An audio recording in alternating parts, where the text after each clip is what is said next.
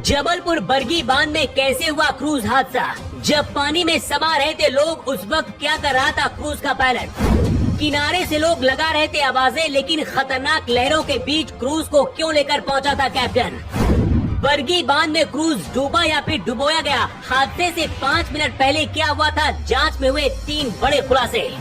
जबलपुर बरगी बांध में क्रूज हादसा हुआ, उसकी वजह सिर्फ तूफान नहीं बल्कि ऐसी बड़ी लापरवाही सामने आई है जिसे जानकर आप भी कहेंगे कि क्रूज डूबा नहीं बल्कि डुबोया गया। क्रूज कोई साधारण सी नाव नहीं होती बल्कि चलता फिरता होटल जैसा होता है। सबसे हैरान करने वाली बात यह है कि जिस क्रूज के साथ ये हादसा हुआ वो कोई प्राइवेट नहीं बल्कि मध्य प्रदेश पर्यटन विभाग का था। सही वक्त पर अगर रेस्क्यू किया गया होता तो शायद सबकी जान बच गई होती, लेकिन इतना बड़ा हादसा हुआ कैसे?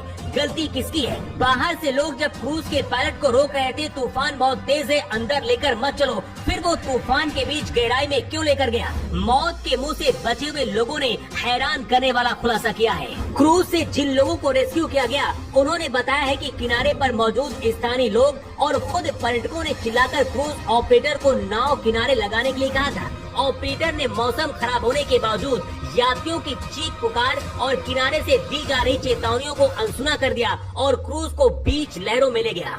सबसे बड़ी लापरवाही यहाँ रही कि किसी भी यात्री को लाइफ जैकेट नहीं पहनाई गई। जैकेट क्रूज के अंदर ही रखे हुए थे और जब क्रूज के अंदर पानी भरने लगा, क्रूज पलटने लगा, तब आनन फानन में उन्हें बांटने की कोशिश की गई, जिससे अफरा तफरी मच गई। जितने यात्री थे उतने लाइफ जैकेट भी क्रूज में नहीं थे। अभी तक 9 डेड बॉडी जो निकाली गई है उनमें से कईयों के पास लाइफ जैकेट नहीं थे। क्रूज से जिंदा बचे लोगों का कहना है कि आपातकाल में स्टाफ के लोगों ने मदद नहीं की और न ही गाइड किया। यात्रियों ने खुद ही क्रूज से लाइफ जैकेट निकाली और पहना और एक दूसरे को बांटा, लेकिन कुछ लोगों के लाइफ जैकेट पहनने से पहले क्रूज डूब गया। बरगी बांध क्रूज हादसे के दौरान क्रूज को महेश पटेल नाम का पायलट चला रहे थे, जो मुख्य पायलट थे। कई यात्रियों को लाइफ जैकेट नहीं मिली, लेकिन पायलट लाइफ जैकेट पहनकर बच गए। क्रूज पर आधिकारिक तौर पर करीब 30 लोगों की क्षमता थी, लेकिन हादसे से रेस्क्यू किए गए लोगों का दावा है कि उसमें 40 से 50 लोग सवार थे। यात्रियों ने आरोप लगाया है कि क्रूज जब डूबने लगा तो स्टाफ ने यात्रियों की मदद करने के बजाय उन्हें उनके हाल पर छोड़ दिया। क्रूज का कैप्टन खुद लाइफ जैकेट पहनकर बच गया, जबकि मासूम बच्चे डूब गए। खराब मौसम के अलर्ट के बावजूद क्रूज के संचालक को क्यों नहीं रोका गया? ये प्रशासन की निगरानी पर भी गंभीर सवाल खड़ा करता है। क्रूज एक नाव नहीं होती, क्रूज एक चलता फिरता होटल जैसा होता है, जहाँ कैबिन, डांस फ्लोर, रेस्टोरेंट जैसी सुविधाएं होती है। मध्य प्रदेश पर्यटन विभाग इसे चला रहा है। अगर ये कोई प्राइवेट क्रूज होता तो माहौल और ही होता, लेकिन जिम्मेदार अधिकारियों पर क्या कार्रवाई होगी? पर्यटकों को आखिर मौत के मुंह में क्यों जाने दिया गया? पर्यटन विभाग के पास आपातकाल के दौरान रेस्क्यू करने के इंतजाम भी नहीं दिखे।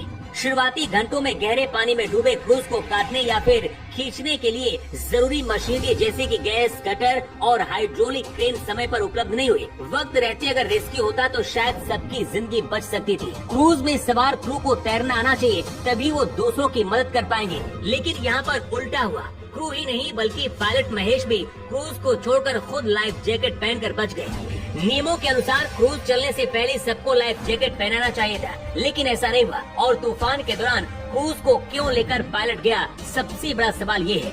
जांच में ये भी बात सामने आई है कि क्रूज में तकनीकी खराबी की भी आशंका है और उसे समय पर मेंटेन नहीं किया गया था। हादसे के बाद अब तक 9 शव बरामद किए जा चुके हैं, जिसमें से एक दिल दहला देने वाली तस्वीर आई। एक मां अपने 4 साल के बेटे को सीने से लगाए हुए मृत पाई गई। मध्य प्रदेश की मोहन यादव सरकार ने मृतकों के परिजनों को 4 लाख रुपए मुआवजे की घोषणा की है और दोषियों के खिलाफ सख्त कार्रवाई के निर्देश दिए हैं। लेकिन इस पूरे हादसे में जिम्मेदार लोगों पर कैसी कार्रवाई होनी चाहिए? अपनी राय कमेंट बॉक्स पर लेकर जरूर दें। आज 24 के लिए ब्यूरो रिपोर्ट।